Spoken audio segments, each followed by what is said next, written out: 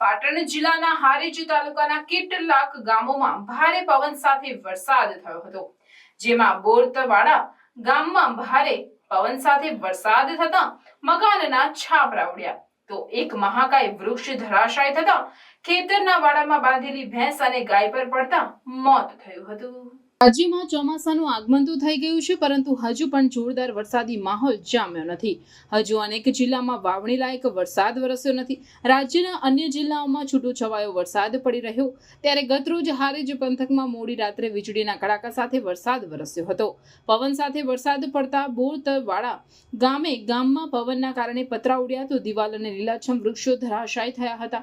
તો વાવાઝોડામાં હેવી વીજ વાયર તૂટી પડતા ગામમાં વીજળી ડૂલ થઈ જવાથી લોકોને ભારે હાલાકી ભોગવવી પડી હતી। પવન સાથે વરસાદ થતા ખેતરના વાડામાં બાંધેલ ભેંસ અને ગાય પર મહાકાય વૃક્ષ ધરાશાય થયા મોત થયા હતા।